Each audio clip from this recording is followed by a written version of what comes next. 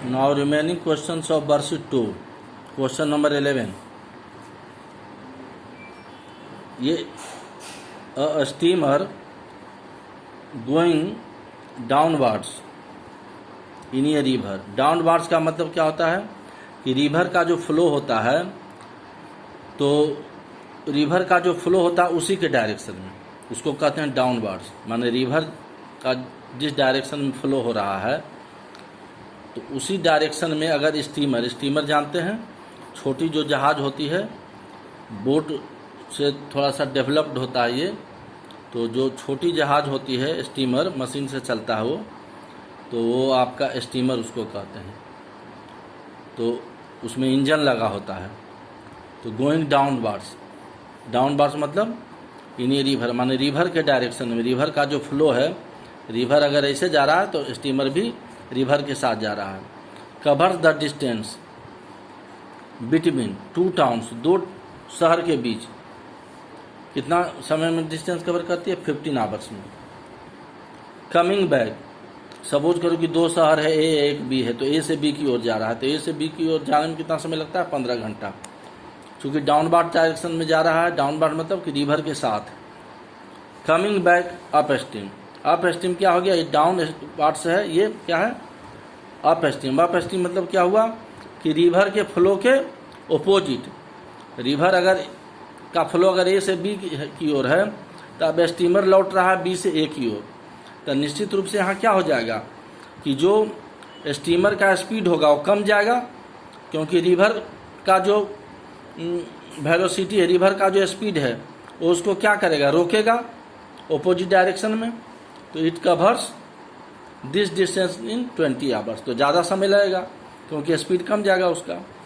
तो the speed of the water is 3 kilometre per hour. River का जो speed है वाटर का, वो कितना है? 3 किलोमीटर पर आवर है। तो find the distance between two town, दोनों टाउन्स के बीच आपको डिस्टेंस निकालना है।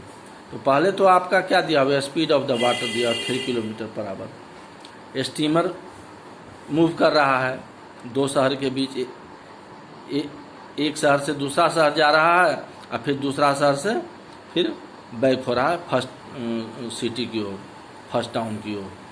तो स्टीमर का भी तो कुछ स्पीड होगा। तो हम स्पीड ऑफ वाटर कितना दिया हुआ? 3 kilometre per hour. 3 kilometre per hour लिखते हैं। फिर लेट, इसमें 3 क्वेश्चन है इसमें इस टाइप का, इसलिए इसको ध्यान से देखिए। लेट स्पीड ऑफ स्टीमर कितना लिए? 1 kilometre per hour, unit same है 1 किलोमीटर पर आवर। तो स्पीड ऑफ स्टीमर, अब स्टीमर का down stream, down ward direction में, डाउन स्ट्रीम में क्या है? उसका स्पीड हो जाएगा डाउन स्ट्रीम मतलब कि स्ट्रीम के साथ जो रिवर का फ्लो है, रिवर का जो डायरेक्शन है उसी डायरेक्शन में, रिवर में जो पानी है, पानी जो फ्लो कर रहा है, तो वाटर के फ्लो के डायरेक्शन में उसका स्पीड क्या हो जाएगा? बढ़ जाएगा। क्यों? क्योंकि वाटर का स्पीड क्या करेगा? वाटर का जो स्पीड है वो स्टीमर के स्पीड को क्या करेगा? स्टीमर का ये अपना स्पीड है, ये वाटर का स्पीड है, तो स्टीमर के स्पीड को ये क्या करेगा? बढ़ा देगा। तो बढ़ाने में क्या होता है? प्लस, तो 1 + 3 किलोमीटर पर आवर, ये स्पीड हो जाएगा डाउन स्ट्रीम में। किसका स्पीड? स्टीमर का स्पीड। स्टीमर का स्पीड ये नहीं है, ये है स्टीमर का speed of steamer in down stream. Speed of steamer कितना लिए हैं? 1 kilometre per hour. Late, time कितना लग रहा है? डाउन स्ट्रीम में एक शहर से दूसरे शहर जाने में कितना समय लग रहा है? 15 आवर्स। तो टाइम लिख लेंगे 15 आवर्स।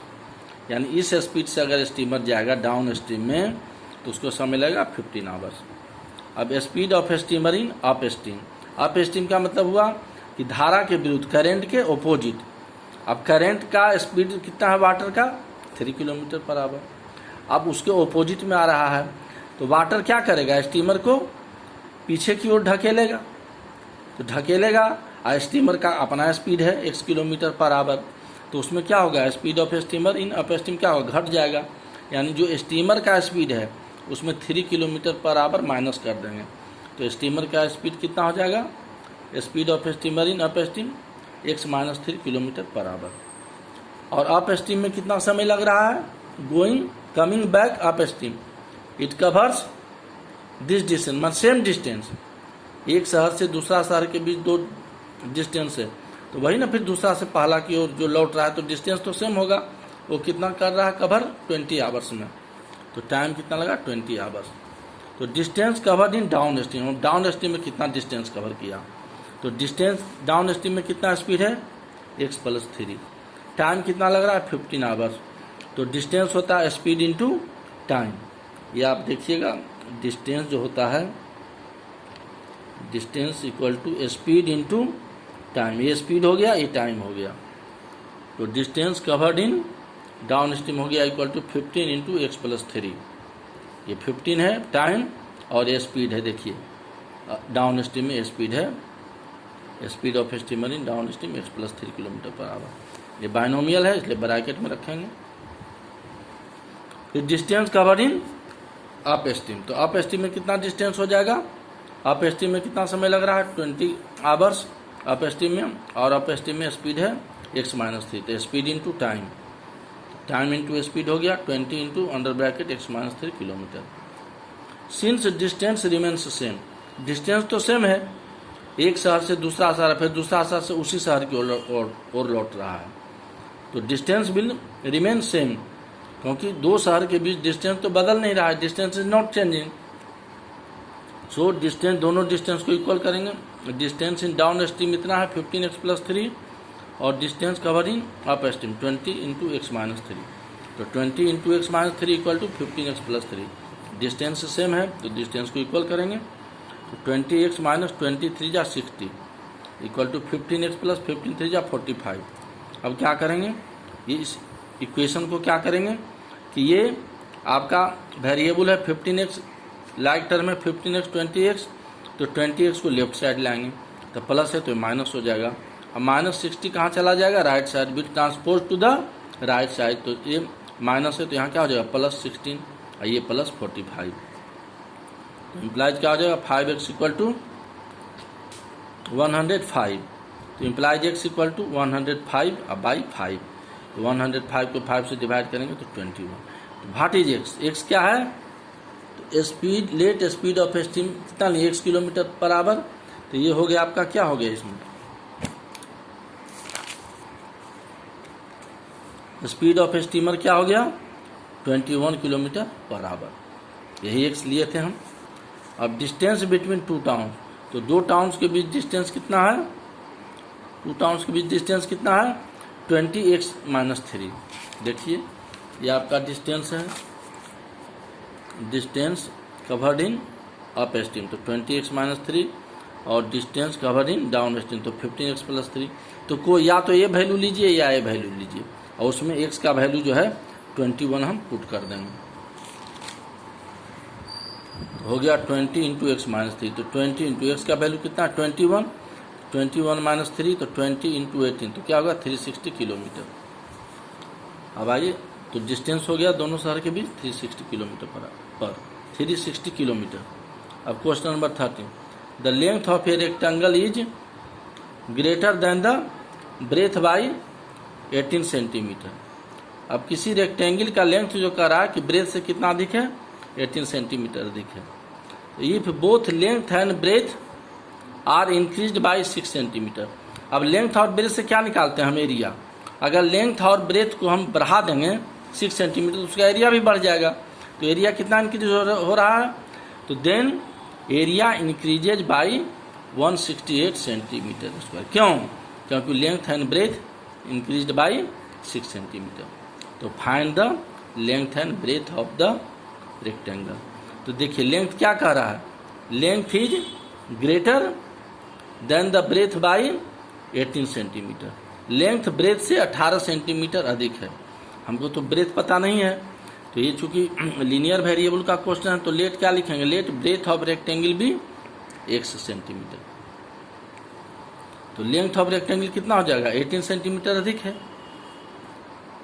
ना ग्रेटर बाई 18 सेंटीमीटर, तो लेंथ ऑफ रेक्टेंगल कितना हो जाएगा x + 18 सेंटीमीटर। तो एरिया ऑफ रेक्टेंगल क्या होता है, लेंथ इंटू ब्रेथ, तो this is length this is breadth, ये बाइनोमियल टर्म है तो ब्रैकेट में रखेंगे, हमेशा ध्यान रखिएगा x + 18 into x, length into breath, x को x से मल्टीप्लाई करेंगे x² plus 18 into x 18x, area हो गया centimetre square, area of rectangle. If both length and breadth are increased by 6 centimetre. अगर लेंथ और ब्रेथ दोनों को 6 centimetre बढ़ा दिया जाता है, इंक्रीज माने बढ़ाना, तो देन न्यू लेंथ, अब लेंथ बदल जाएगा।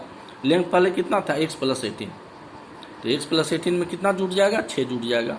तो न्यू लेंथ क्या होगा, x + 18 + 6 = x + 24 centimetre. New breadth क्या हो जाएगा, what will be new breadth equal to, पहले क्या था ब्रेथ, ब्रेथ ऑफ रेक्टेंगल भी 1 centimetre. Now breadth is, length and breadth both are increase, तो breadth is increase by 6 centimetre, तो new breadth equal to x + 6 centimetre. तो new area, तो area बदल जाएगा। अब एरिया ऑफ रेक्टेंगल कितना, x² + 18x। अब न्यू एरिया कितना हो जाएगा, लेंथ इंटू ब्रेथ, तो व्हाट इज लेंथ, x + 24, तो x + 24 कीप अंडर ब्रैकेट, फिर multiply breath, x + 6 binomial term है, कीप अंडर ब्रैकेट।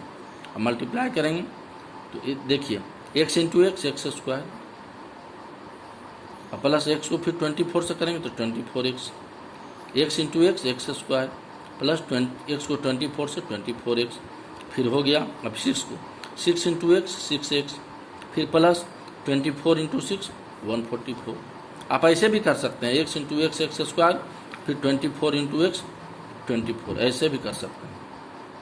इस दोनों टर्म को इससे करेंगे, फिर दोनों टर्म को इससे करेंगे, x² plus these are like terms, तो 24x प्लस 6x क्या हो जाएगा लाइक टर्म में, तो 30x प्लस 144 सेंटीमीटर स्क्वायर।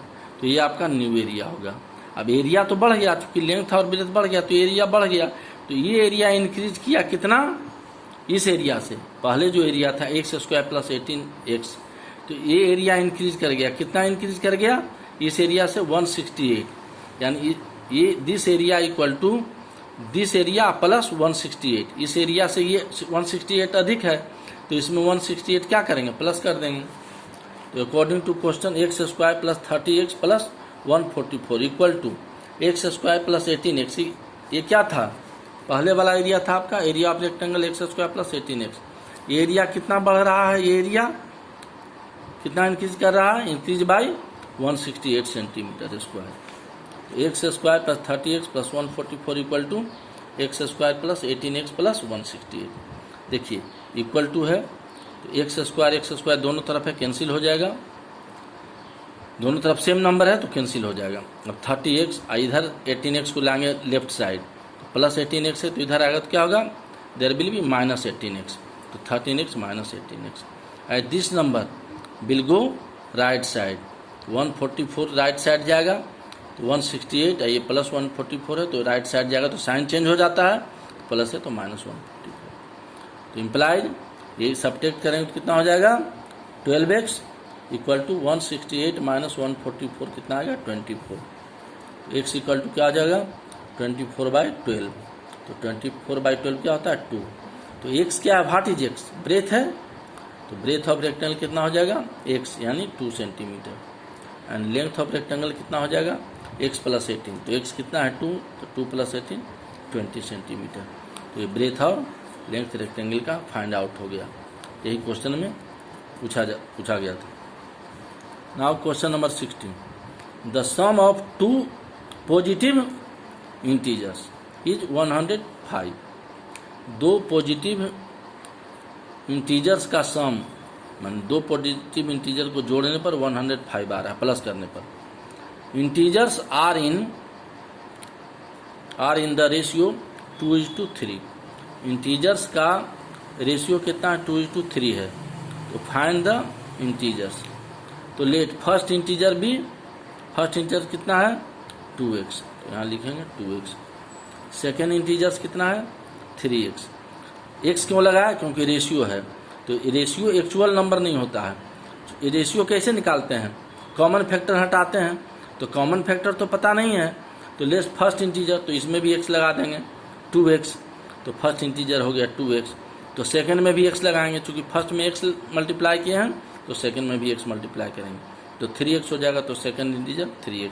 तो ये आपका अलग अलग इंटीजर हो गया, ये इंटीजर रेशियो में था, ये आपका सेपरेट इंटीजर हो गया।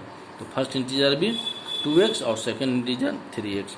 अब दोनों का सम कह रहा है, 2 पॉजिटिव इंटीजर्स का सम। तो अकॉर्डिंग टू क्वेश्चन ये 3x और प्लस 2x कितना हो जाएगा, सम कितना है 105। तो इम्प्लाइज 3x प्लस 2x क्या होगा 5x, तो 5x इक्वल टू 105। तो इम्प्लाइज x इक्वल टू क्या हो जाएगा, तो 105/5। तो 105 को 5 से डिवाइड करने में कितना आ जाएगा 21। So first integer equal to 2x है, तो 2 इंटू एक्स का वैल्यू कितना है 21। तो 2 इंटू 21 कितना हो जाएगा 42। और सेकेंड इंटीजर 3x, तो 3 इंटू एक्स का वैल्यू पुट करेंगे यहाँ से 21, तो 3 इंटू 21 63। अब ये दोनों को जोड़ने से क्या आ जाएगा 105 आ जाएगा। तो this is solution of question number 16। अब आइए क्वेश्चन नंबर 18। एक पर्स है, a purse has only 1 rupee coin and 2 rupee coins in it.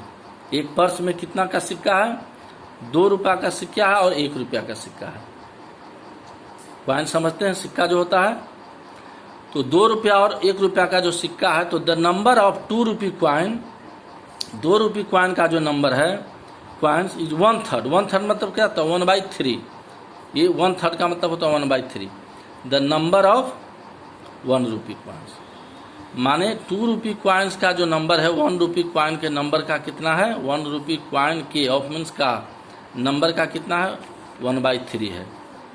If the purse has rupees 115, मान पर्स में टोटल 115 रुपया है, तो 115 रुपया में अब कितना 1 रुपया का क्वाइन है और कितना 2 रुपया का क्वाइन है, यानी कि दोनों को मिला देने पर कितना है 115 रुपया है। तो find the number of 2 rupee coins, तो 2 रुपी क्वाइंस का नंबर कितना है। तो पहले तो ये देखना है कि नंबर ऑफ 2 रुपी क्वाइन है कितना, कितना है 1/3 है। किसका है 1/3, number of 1 rupee coins. Number of 1 rupee coins तो पता नहीं है, तो लिखेंगे let number of 1 rupee coins भी x। तो नंबर ऑफ 2 रुपी क्वाइंस कितना हो जाएगा, नंबर ऑफ 2 रुपी क्वाइंस कितना कह रहा है 1/3। 1/3 मतलब 1/3, किसके 1/3, नंबर ऑफ 1 रुपी क्वाइन के। तो number of coin 1 rupee coin कितना लिए हैं x।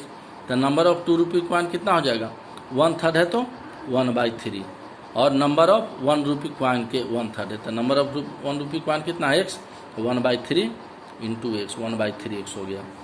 तो ये निकल गया दोनों का नंबर। अब वैल्यू कितना हो जाएगा, तो वैल्यू ऑफ 1 रुपी क्वाइन, चूंकि ये तो वैल्यू है 115 क्या वैल्यू है दोनों क्वाइन मिला करके, तो वैल्यू ऑफ 1 रुपी क्वाइन कितना हो जाएगा, तो 1 रुपी क्वाइन का नंबर कितना है x। 1 रुपी क्वाइन का नंबर कितना है, 1 रुपी क्वाइन का नंबर कितना है x है। तो वैल्यू ऑफ 1 रुपी क्वाइन कितना हो जाएगा, नंबर x है। अब इस 1 रुपी क्वाइन कितना 1 है, तो 1 इंटू एक्स, तो 1 इंटू एक्स 1x यानी क्या हो गया x हो गया। तो 1 रुपी क्वाइन का वैल्यू कितना हो गया x, क्योंकि नंबर 1 रुपी क्वाइन का नंबर कितना है x है, तो x इंटू 1 हो जाएगा। तो x इंटू 1 कितना हो गया x हो गया। अब फिर वैल्यू ऑफ 2 रुपी क्वाइन, तो 2 रुपी क्वाइन का नंबर कितना है 1/3x। तो 1/3x को किससे मल्टीप्लाई करेंगे, एक क्वाइन का वैल्यू कितना है 2 है, तो एक अगर क्वाइन है नंबर 1 है तो उसका वैल्यू कितना है 2। अब नंबर इतना है तो इसका वैल्यू कितना हो जाएगा 2 इंटू 1/3x, 2 इंटू 1/3x। ये वैल्यू किसका हो जाएगा, वैल्यू ऑफ 2 रुपी क्वाइंस। तो 2 इंटू 1 कितना हो जाएगा 2x/3, तो ये 2 रुपी क्वाइन का वैल्यू हो गया। तो जो भी नंबर है वो एक क्वाइन का वैल्यू से मल्टीप्लाई कर देंगे। 1 रुपी क्वाइन का नंबर x है और 1 रुपी क्वाइन का वैल्यू कितना होता है एक क्वाइन का वैल्यू कितना होता है 1, तो 1 इंटू एक्स। उसी ढंग से 2 रुपी क्वाइन का नंबर है 1/3x और एक क्वाइन का वैल्यू कितना है 2, तो टोटल क्वाइन का वैल्यू कितना हो जाएगा, इतना क्वाइन का वैल्यू 2 इंटू 1/3x, यानी 2 इंटू 1 इंटू एक्स 2x/3। अब ये टोटल वैल्यू, ये वैल्यू 1 रुपये क्वाइन का x और 2 रुपये क्वाइन का वैल्यू 2x/3। तो ये टोटल वैल्यू कितना है, वैल्यू देखिए इफ द पर्स है ₹115, तो ये वैल्यू हो गया। तो ये दोनों को प्लस करेंगे 2x/3 plus x। According to question 2x/3 plus x equal to कितना हो जाएगा 115 हो जाएगा। 2x/3 + x कितना हो जाएगा 150 इम्प्लाई। जब देखिए इसको जोड़ेंगे तो चूँकि क्या है फ्रैक्शन है, ये क्या हो जाएगा x/1, यहाँ क्या हो जाएगा x/1, x का मतलब क्या हो x/1, तो 3 1 का एलसीएम क्या हो जाएगा 3 को 3 से डिवाइड करेंगे तो 1 आएगा, तो 1 × 2x प्लस ये 1 है, 3 को 1 से डिवाइड करेंगे तो 3, और वो 3 मल्टीप्लाई होगा x से, मल्टीप्लाइड x से होगा तो कितना आ जाएगा 3x, तो ये हो गया 2x + 3x अब बाई 3। तो ये टोटल जोड़ने से, दोनों को जोड़ने से ये न्यूमरेटर हो गया 2x + 3x, और चूँकि एलसीएम दोनों का लिए हैं तो यहाँ पर अब 2 डिवीजन नहीं होगा, पूरा एक डिवीजन हो जाएगा नीचे, एलसीएम लेंगे तो 3 = 150। अब 2x + 3x कितना हो जाएगा 5x/3 = 115। तो क्रॉस मल्टीप्लाई कैसे होगा, ये 3 डिनोमिनेटर है, ये क्या है न्यूमरेटर, तो 3 × 115 × 3, ये 5x यहाँ नीचे 1 रहेगा, तो 5x × 1 क्या होगा 5x, तो 5x = ये क्रॉस मल्टीप्लाई होगा 115 × 3, तो x = अब ये इंटू है तो इधर क्या हो जाएगा डिवाइड, तो 115 × 3/5, 115 को 5 से डिवाइड करेंगे 1 होगा, यहाँ 23, क्योंकि 23 5 या क्या होता है 150, तो 23 आ गया यहाँ, और 23 × 3 क्या होगा = व्हाट विल बी 69, x = क्या आ गया 69, और x एक्चुअली है क्या, x क्या है नंबर ऑफ 1 रुपी कॉइन, तो नंबर ऑफ 1 रुपी कॉइन कितना हो गया 69। अब नंबर ऑफ 2 रुपी कॉइन, तो नंबर ऑफ 2 रुपी कॉइन कितना था, नंबर ऑफ 2 रुपी कॉइन कितना था, देखिए नंबर ऑफ 2 रुपी कॉइन कितना था 1/3x, x क्या है 69, x क्या है 69, तो नंबर ऑफ 2 रुपी कॉइन कितना हो जाएगा 1/3x = 1/3 × x का वैल्यू 69, तो 69 को 3 से डिवाइड करेंगे तो क्या आ जाएगा 23, तो ये हो गया नंबर ऑफ 2 रुपी कॉइन्स = 23।